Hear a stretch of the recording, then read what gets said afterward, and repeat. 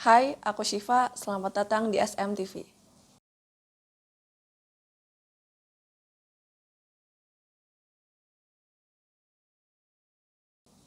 Di era serba cepat ini, situasi benar-benar memicu masyarakat untuk menerapkan gaya hidup praktis. Berbagai inovasi teknologi hingga barang-barang sederhana yang kita pakai juga lampu pembaharuan yang membawa kemudahan. Contohnya, dalam pengemasan pangan minuman seperti botol bayi, botol minum sekali pakai, galon, kotak makanan, dan sejenisnya sekarang lebih efisien dengan bahan plastik. Namun, keefisienan ini justru menghadirkan malapetaka bagi kesehatan dan lingkungan. Salah satu contoh produk kemasan yang mengancam kesehatan ialah kemasan botol bayi berbahan jenis plastik polikarbonat atau PC. Botol tersebut mengandung bisphenol A atau BPA. Terungkap dalam hasil karya ilmiah berjudul Migration of Bisphenol A in Baby Milk Bottles bahwa zat plastik BPA ditemukan dalam kelompok bahan kimia yang dikenal sebagai endokrin pengganggu. Bahan tersebut dapat menghalangi aktivitas hormon natural dalam tubuh terutama estrogen. Sebenarnya, beberapa negara sudah melarang penggunaan plastik berbahan PC karena mengandung racun. Indonesia sendiri menyusul dengan perencanaan kebijakan oleh Badan Pengawas Obat dan Makanan atau BPOM Republik Indonesia terkait ancaman senyawa BPA pada kemasan pangan minuman, khususnya air minum dalam kemasan. Pada pertengahan September 2021 lalu, BPOM berencana akan memberikan pelabelan pada semua kemasan pangan minuman termasuk galon. Katanya produsen nanti akan diminta untuk mencantumkan bahwa produknya BPA free. Aturan ini secara tidak langsung melarang penggunaan kemasan pangan minuman berbahan PC karena mengandung BPA yang dinilai buruk pada kesehatan. Tapi ada nih pihak yang tidak setuju dengan peraturan ini. Ketua Asosiasi Perusahaan Air Minum Dalam Kemasan atau Aspadin yaitu Rahmat Hidayat dalam wawancaranya bersama CNBC Indonesia menyatakan menolak rencana tersebut. Menurutnya, aturan tersebut bersifat sangat diskriminatif terhadap sektor produk industri yang bersifat BPA, seperti galon daur ulang. Di sisi lain, terdapat sekelompok masyarakat yang berfokus pada kerugian di lingkup kesehatan dalam penggunaan plastik sekali pakai.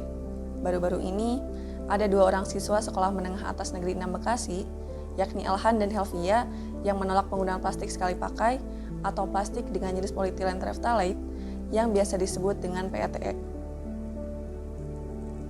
Penolakan tersebut dituangkan dalam petisi yang berjudul Tolak Galon Sekali Pakai kepada salah satu produsen besar air minum dalam kemasan atau AMDK. Elhan mengatakan latar belakang munculnya petisi ini berkaca dari penerapan galonisasi di sekolahnya. Hingga 8 Agustus 2022, sebanyak 54 orang lebih sudah mendukung petisi ini. Nurhenu, dalam jurnalnya yang berjudul Bahaya Plastik Terhadap Kesehatan dan Lingkungan, menjelaskan bahwa ternyata senyawa kimia dalam plastik jenis PETE berbahaya bagi orang yang bekerja di bagian pengolahan ataupun daur ulang. Apalagi bagi perempuan yang sedang hamil, jika terpapar zat ini secara berlebih, dapat meningkatkan masalah pada kandungan seperti keguguran, bahkan nantinya anak yang lahir bisa mengalami pertumbuhan yang lambat sampai usia 12 bulan. Contoh plastik sekali pakai lainnya yaitu galon sekali pakai, sedotan plastik, botol plastik sekali pakai, dan styrofoam. Galon air sekali pakai terbuat dari plastik berbahan PETE. Jenis ini biasanya dipakai untuk botol plastik yang tembus pandang atau bening. Contohnya yaitu botol air mineral yang biasa kita lihat di warung-warung. Kalau sering dipakai, apalagi untuk menyimpan air panas, bisa mengakibatkan lapisan polimer pada botol plastik tersebut meleleh lalu mengeluarkan zat karsinogenik. Nah, zat inilah yang bisa menyebabkan kanker. Hingga hari ini, peredaran sampah plastik semakin masif dan kian mengkhawatirkan. The Organization for Economic Cooperation and Development atau OECD menyebut dunia akan dipenuhi sampah plastik jika negara-negara tidak segera mengeluarkan kebijakan yang radikal. Pemerintah Indonesia sebetulnya sudah menetapkan akan mengenakan cukai atas kantong plastik. Hanya saja, kebijakan yang tadinya akan diterapkan pada tahun ini diputuskan untuk ditunda.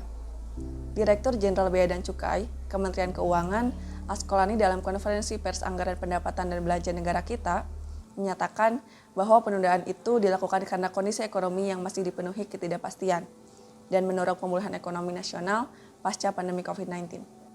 Dalam studi yang dilakukan oleh Greenpeace Indonesia yang berjudul Bumi Tanpa Plastik, Perspektif dan tuntutan publik terhadap kontribusi korporasi dalam krisis pencemaran plastik di Indonesia menyebutkan dengan jelas bahwa peran pemerintah sangatlah penting dalam menangani pengelolaan sampah.